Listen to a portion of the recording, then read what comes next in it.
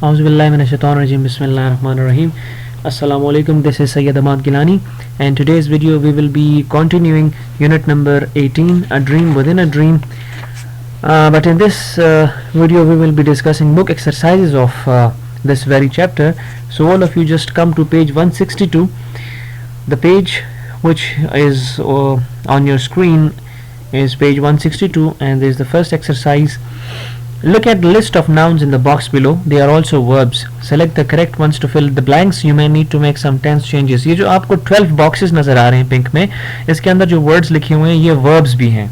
Sand, beach, hand, ये आपको देख के लगेगा कि ये noun है, लेकिन ये verbs भी हैं. ठीक है, sand verb भी है, beach भी verb है, hand भी verb हो सकता है, picture भी verb हो सकती है. मतलब ये किसी कोई काम भी हो सकता है. verb आपको पता होना चाहिए कि किसी काम को कहते हैं. तो try and dash what the house will be like once the builders have finished. Try and picture, यहाँ अब picture जो है ना ये as a verb use होगा, क्योंकि इसका मतलब होगा try and picture, imagine करना. इस picture का मतलब है imagine करना, तो यहाँ पे picture आएगा. Mr. Nasir will dash this meeting as our usual president is ill today. अब यहाँ पे chair जो है, chair this meeting का मतलब है meeting को head करना. जो meeting होती है किसी भी ऑफिस में, उसको जो हेड कर रहा होता है उसके लिए हम कहते हैं ही और शी चेयरिंग द मीटिंग. तो यहाँ पे चेयर आता है.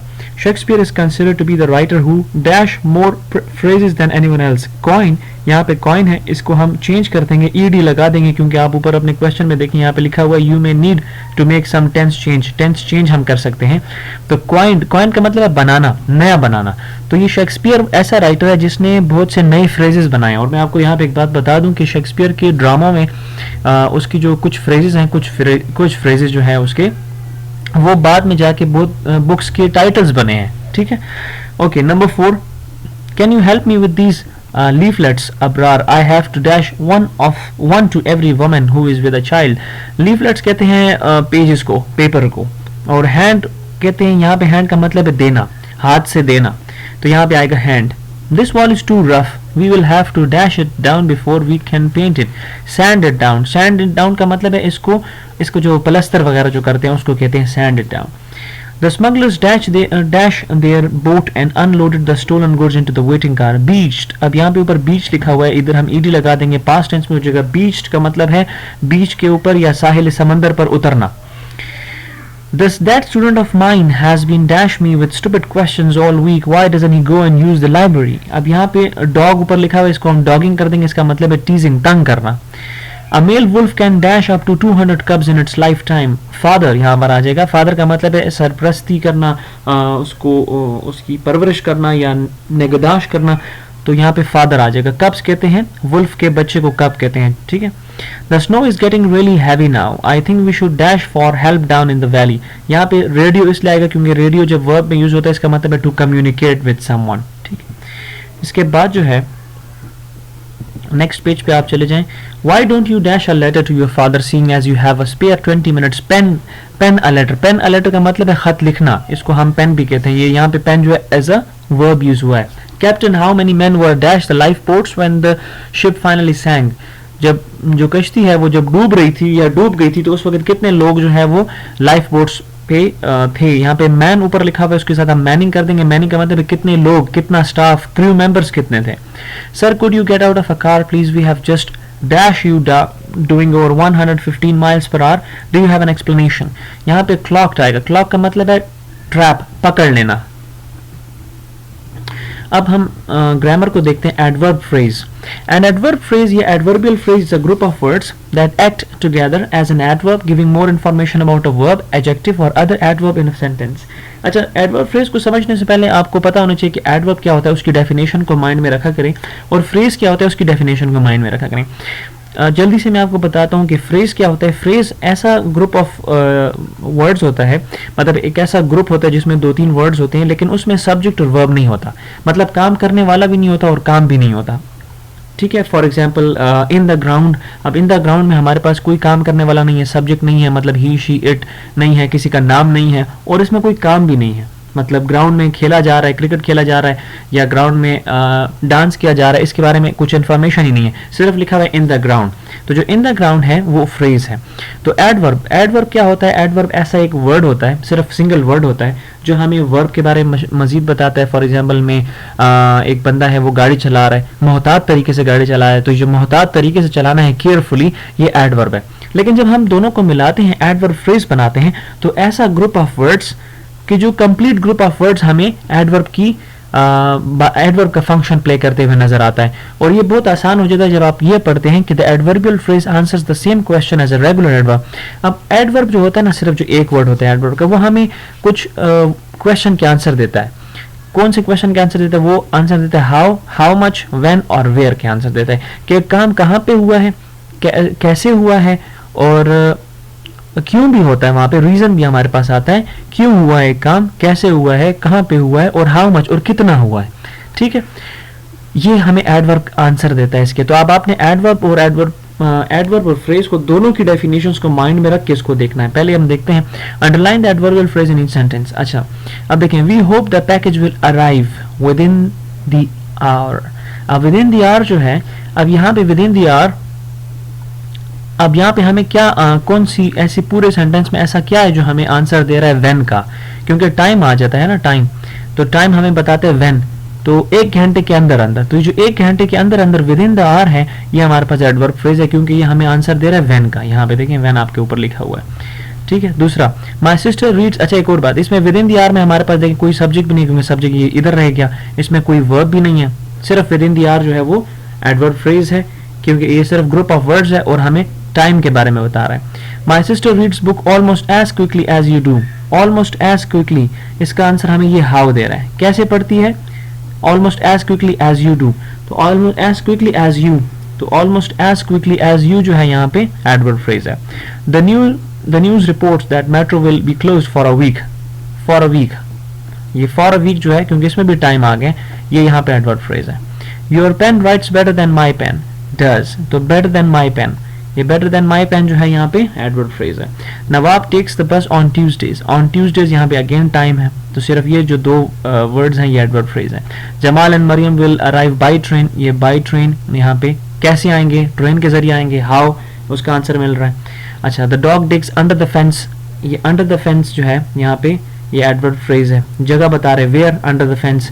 अच्छा, mom helps me with my homework more often than dad does। more often than dad does मतलब कैसे? how more often than dad does, यहाँ पे ये एडवर्ब फ्रेज है।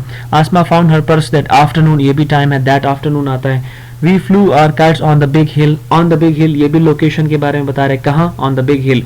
तो ये जो है एडवर्ब फ्रेज है यहाँ पे। ये देखें आपके पास वेयर, व्हेन, हाउ मच और हाउ के जो सारे जो अंडरलाइन किए हुए हैं ये नहीं के आंसर हैं।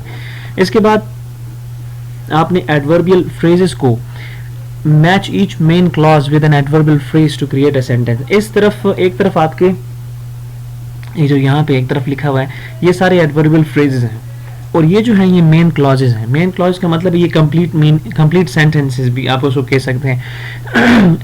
ऐसा क्लॉज जो कि अपना कंप्लीट सेंस दे रहा हो, उसको हम सेंटेंस भी बोल सकते हैं। अब यहाँ पे देखें, द डॉग बिगेन बार्किंग, जो कुत्तों ने भौंकना शुरू किया। यहाँ पे ये कंप्लीट एक क्लॉज है, इसको मेन क्लॉज कहते हैं, क्योंकि ये अपना जो मीनिंग है वो कंप्लीट बता रहा है। और एक ऐसा क्लॉज जो कि हमें मीनिंग कंप्लीट ना बता रहा हो, उसको हम इंडिपेंडेंट क्लॉज कहते हैं। अब इनको हमने इनके साथ मैच करना है। तो ये देखिए, वन ब्लीक आफ्टरनून, ये मैंने इसके साथ मैच किया हुआ, she began to speak in Russian. दूसरा, not too far away the dog began barking. All around the world something odd was happening. Across the street the boys began to play catch. Without warning, sirens began to wail. Far beneath the surface, something sinister began to stir. ये इसको आपने ऐसे match करना है यहाँ पे। Next page पे जाते हैं। नंबर सी यहाँ पे हमारे पास है, find out the adverb clauses in the following sentences. अब यहाँ पे आपने ये देखना है कि ये एडवर्ब क्लॉजेज हैं। एडवर्ब क्लॉज और एडवर्ब फ्रेज में थोड़ा सा फर्क है। सिर्फ फर्क ये है कि एडवर्ब फ्रेज में जो मैंने आपको अभी पिछले पेज पे बताया, उसमें मैंने आपसे कहा कि एडवर्ब फ्रेज जो है वो कंप्लीट एडवर्ब का काम ही कर रहा होता है। वो पूरा फ्रेज हमें या तो बता रहा होता है कि एक काम कैसे हुआ है, हाउ, एक काम कहाँ पे हुआ है, वेयर, और एक काम कब हुआ है, व्हेन, एक काम कितना हुआ है, हाउ मच। ये भी वही आंसर दे रहा होता है, एडवर्ब क्लॉज भी इन्हीं के आंसर दे रहा होता है, लेकिन फ़र्क सिर्फ इतना है कि एडवर्ब फ्रेज में सब्जेक्ट और वर्ब नहीं होता, काम करने वाला और काम नहीं होता। इसमें काम करने वाला और काम दोनों होते हैं, इसमें सब्जेक्ट भी होता है, इसमें वर्ब भी होता है। और एक और चीज़ जो है आपको मैं बता दूं, आपके लिए आसान कर दूं, कि एडवर्ब क्लॉज हमेशा जो है वो डिपेंडेंट क्लॉज होता है। डिपेंडेंट क्लॉज का मतलब है कि ये अलग से अपना कंप्लीट मीनिंग नहीं दे रहा होता, इसको हमेशा मेन क्लॉज की ज़रूरत होती है, तब जाके इसका कंप्लीट सेंस बनता है, तब जाके ये अपना कंप्लीट मीनिंग देता है। और ये जो है क्योंकि ये अलग से अपना कंप्लीट मीनिंग नहीं देता, तो ये हमेशा हमेशा शुरू होता है सबऑर्डिनेटिंग कंजंक्शन से। अब मैं आपको कुछ सबऑर्डिनेटिंग कंजंक्शंस दिखाता हूँ, वो आपने अपने माइंड में रखने। ये सबऑर्डिनेटिंग कंजंक्शंस हैं, इसको आप एक नज़र देखें। After है, once, although, provided that, as है, rather than, since है, as long as, so that, as much as, then, as soon as, that, as though, because, till, before, unless, even, until, even though, when, if, whenever, if only, where, in, as much, whereas, in order that, wherever, lest, while।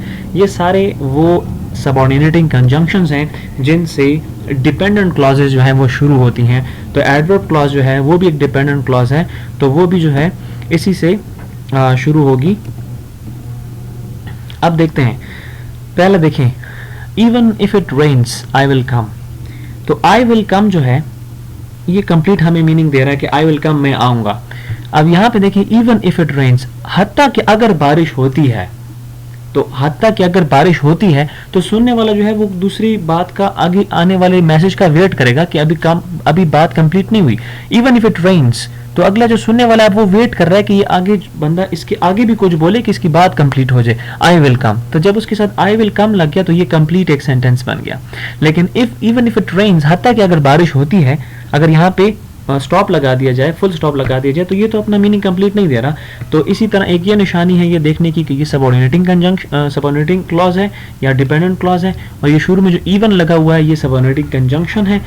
और पिछली video में मैंने आपको बताया था कि ये देखने के लिए कि मेन क्लॉज और सबऑर्डिनेटिंग क्लॉज या डिपेंडेंट क्लॉज कौन सा है, आपने देखना है बीच में अगर कॉमा लगा हुआ है तो कॉमा से पहले वाला जो क्लॉज है वो आपके पास हमेशा डिपेंडेंट क्लॉज होता है, और अगर कॉमा नहीं है तो बाद वाला जो है, बाद वाला जो क्लॉज है कंजंक्शन के बाद वाला, वो सारा आपका डिपेंडेंट क्लॉज होता है। इसमें ये है दूसरा, देखें, when you have finished your work, जब आप अपना काम कंप्लीट कर चुके, यू मे गो होम, या जब आप अपना काम मुकम्मल कर लो, यू मे गो होम, तो आप घर जा सकते हैं। तो व्हेन, यहाँ पे देखिए व्हेन लिखा हुआ है, व्हेन, तो ये व्हेन जो है ये भी टाइम को मेंशन कर रहा है, तो ये एडवर्ब क्लॉज है।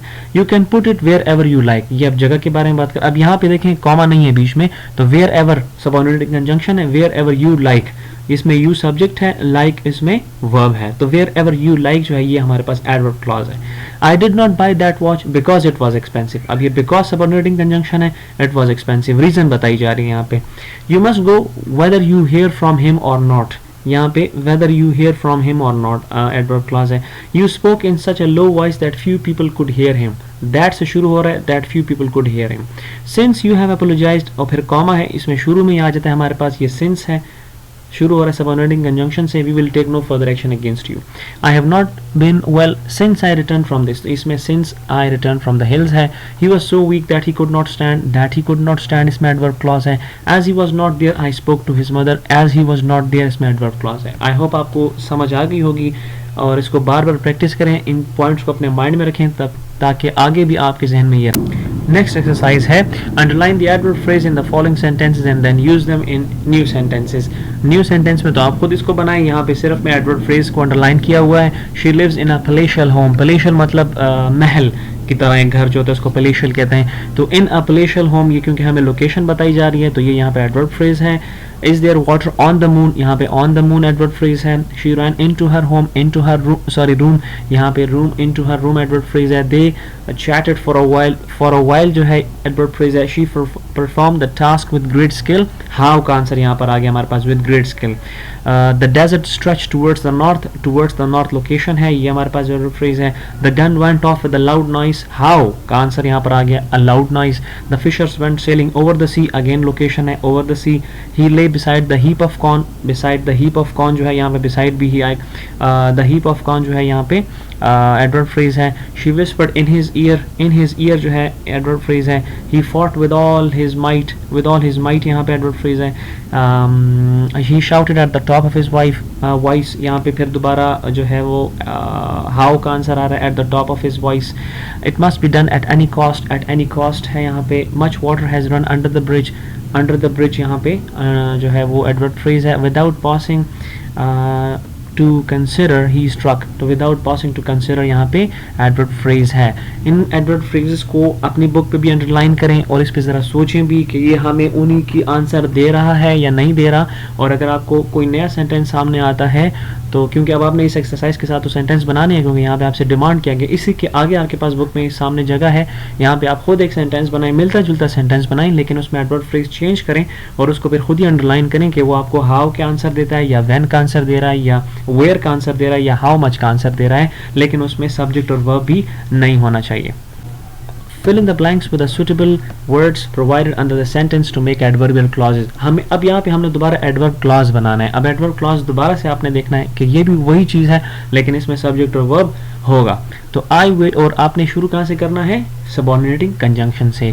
I waited for my friend until he arrived. तो इसमें until he arrived, तो until he arrived जब आ जाएगा तो ये until यहाँ पे subordinating conjunction है, he subject है, arrive verb है, तो ये हमारे पास, और हमें टाइम भी बता रहा है until he arrived, जब तक वो नहीं आता या जब तक वो आता है. तो ये जो है एडवर्ब क्लॉज है. he hid dash his pursuers could not find him. where, यहाँ पे where आएगा. I am as intelligent as you are, यहाँ पे as you are आएगा. यहाँ पर भी as आएगा, as he was not there. we eat so we may live, यहाँ पे so आएगा. she was dash tired that she could barely stand, so tired that she could barely stand. dash if you eat too much you may fall ill. if you eat, यहाँ पे if आएगा. dash he started early he finished late, though he started, यहाँ पे though आएगा. dash you do not tell me everything I will not be able to help you, unless यहाँ पर आएगा. do not go dash I get ready unless I get ready. इनको टिक लगाएं अपनी book पे और इस पे ज़रा ख़ुद भी टिक लगाने के बाद एक सेंटेंस पूरा पढ़ें ताकि आपकी जो माइंड है उसमें ये सेंटेंसेस बार बार रिपीट होते ना. फिर इसके बाद हमारे पास एफ एक्सरसाइज है. Each of this proverbial sayings contains an adverb clause. Identify the adverb clause in each. अब ये जो है ना हमारे पास ये सारे प्रोवर्ब्स हैं जिनको हम जो है वो ज़रबुल अमसाल कहते हैं. ये सारे प्रोवर्ब्स हैं और इन प्रोवर्ब्स के बीच में भी हमारे पास एडवर्ब क्लॉज है. अब देखते हैं. While the cats away the mice will play. अब देखो वाइल, ये वाइल जो है ये सबऑर्डिनेटिंग कंजंक्शन है, बीच में कॉमा आपको नज़र आ रहा है तो मतलब ये सबऑर्डिनेटिंग क्लॉज है और एडवर्ब क्लॉज होती सबऑर्डिनेटिंग क्लॉज है. तो इसमें कोई शक नहीं है कि वाइल द कैट्स अवे हमारे पास जो है एडवर्ब क्लॉज और ये आंसर हमें दे रहा है व्हेन का. A lie travels around the world while truth is putting her boots on. अब while, अब यहाँ पे while, अब देखो बीच में आपको कॉमा कहीं नज़र नहीं आ रहा तो आपने फिर सबऑर्डिनेटिंग कंजंक्शन ढूंढना है. वो कहाँ पे? ये है while सबऑर्डिनेटिंग कंजंक्शन है, उसके बाद वाला जितना भी है ये एडवर्ब क्लॉज है. if you don't know where you are going, यहाँ पे if है, if ऑलरेडी सबऑर्डिनेटिंग कंजंक्शन है, शुरू हो रहा है यहाँ से, तो ये कॉमा तक जो है आपका एडवर्बियल क्लॉज है. Memory is deceptive because it is coloured by today's events. Because जो है सबऑर्डिनेटिंग कंजंक्शन है और ये लास्ट तक आपका एडवर्बियल क्लॉज है. Never look down on anybody unless you are helping him. Unless you are helping him up जो है ये आपका एडवर्ब क्लॉज है. उसके बाद यू हैव टू किस a lot of toads before you find a handsome prince. तो before you find handsome prince यहाँ पे आपके पास adverb clause है. whenever you find yourself on the side of the majority it is time to pause and reflect. whenever से शुरू हो रहा है तो ये आपके पास majority तक जो है वो adverb clause है. I hope यहाँ तक आपको समझ आ गया होगा. next पेज पे चलते हैं. life is what happens when you are making other plans. देखिए when यहाँ से when you are making other plans ये adverb clause है. as soon as you forbid something यहाँ पे कॉमा हमें नजर आ रहा है. as soon as जो है ये subordinating conjunction है तो ये something तक आपका adverb clause है. everything is funny और फिर as long से लेके last तक आपके पास adverb clause है. don't काउंट यहाँ पे, अच्छा everything is funny as long as it's तो ये जो इस यहाँ पे जो कॉमा आ रही है गलती से आया होगा, यहाँ पे कॉमा जो है यहाँ नहीं आता, everything is funny as long as it's happening to somebody, तो ये कॉमा जो है ये बुक में मिस्टेक हुई है, इसको काउंट मत करें। डोंट, क्योंकि ऑलरेडी एज लॉन्ग एज यहाँ पे कंजंक्शन का काम भी करे तो कॉमा यहाँ पे फिर नहीं आता। Don't count your chickens before the hatch, before the hatch जो है ये सबऑर्डिनेटिंग कंजंक्शन है, इसलिए एडवर्ब क्लॉज है। If you want something done right, ये आपका एडवर्ब क्लॉज है। When the going gets tough, ये आपका एडवर्ब क्लॉज है। व्हेन इन रोम, ये आपका एडवर्ब क्लॉज है। Don't cross the bridge till you come to it, तो till you come to it ये आपका एडवर्ब क्लॉज है। इसके बाद एक्सरसाइज जी है, fill in the blanks, complete each sentence to make adverbial clause. अब दोबारा एडवर्ब क्लॉज की बात आ रही है, आपने सेंटेंस कंप्लीट करना। आप देखें द वुमेन टुक नोट्स, अब स्टडीली लगा दोगे तो वो तो एडवर्ब क्लॉज बन ही नहीं सकता, क्योंकि ये तो एक वर्ड है, हमें तो ग्रुप ऑफ वर्ड्स चाहिए। फॉर द चिल्ड्रन है, अब यहाँ पे जो फॉर है ये एडवर्ब क्लॉज नहीं बन सकता, क्योंकि फॉर इसमें जो है ये सबऑर्डिनेटिंग कंजंक्शन नहीं है। नॉइजली जो है ये भी एक वर्ड है, ये भी नहीं हो सकता, तो हमारे पास ये बचता है। इसको देखते हैं वाइल, हाँ अब इसमें वाइल जो है वो सबऑर्डिनेटिंग कंजंक्शन है, तो ये यहाँ पे सही आता है। While being taught to cook, यहाँ पे ये आएगा। We will go to the game even if it rains, तो ये जो इवन इफ इट रेन्स है ये आपका यहाँ पे आ जाएगा, तो ये कंप्लीट हो जाएगा। You can put the package wherever you like, इसमें आएगा। Dash you will not be punished since you have apologised, ये इसमें आ जाएगा। शी वॉज सो टायर्ड, इसमें आ जाएगा that she could not stand, तो ये इसमें आ जाएगा, तो ये कंप्लीट हो जाएगा एडवर्ब क्लॉज। ये आपकी बुक एक्सरसाइज थी यूनिट नंबर 18 की। आई होप आपको समझ आ गई होगी। मैं आपको फिर भी एक दफ़ा बता देता हूँ कि एडवर्ब क्लॉज जो है और एडवर्ब फ्रेज में क्या फ़र्क है। एडवर्ब फ्रेज जैसे डेफिनेशन आप देख सकते हैं कि ये एक ऐसा ग्रुप ऑफ वर्ड्स होता है जिसमें सब्जेक्ट और वर्ब बिल्कुल नहीं होता, और ये हमें यह आंसर दे रहा होता है हाउ का, यह आंसर देगा हाउ मच का, यह आंसर देगा व्हेन का, यह आंसर देगा वेयर का। सेम यही केस एडवर्ब क्लॉज में भी है, वो भी इन्हीं चीज़ों के आंसर देता है, लेकिन उसमें दो चीज़ें आपने देखनी है कि एक तो सब्जेक्ट और वर्ब उसमें होना चाहिए, और एक वो जो स्टार्ट होता है वो सबऑर्डिनेटिंग कंजंक्शन से होता है। और सबऑर्डिनेटिंग कंजंक्शन ये आपके सामने फिर मैं एक दफ़ा स्क्रीन पे दिखा रहा हूँ, ये सारे सबऑर्डिनेटिंग कंजंक्शंस हैं, इन्हीं से हर डिपेंडेंट क्लॉज शुरू होता है। और आपको एक और बात मैं बता दूं कि चाहे वो एडवर्ब क्लॉज हो, चाहे वो नाउन क्लॉज हो, चाहे वो एडजेक्टिव क्लॉज हो, ये सारी क्लॉजेज जो होती हैं वो सारी डिपेंडेंट क्लॉजेज होती हैं। सारी की सारी जो हैं वो अपने कंप्लीट मीनिंग नहीं देती जब तक वो दूसरे मेन क्लॉज से कनेक्ट नहीं हो जाती अपने कंप्लीट मीनिंग के लिए। This was all about book exercise of unit 18। Thank you very much.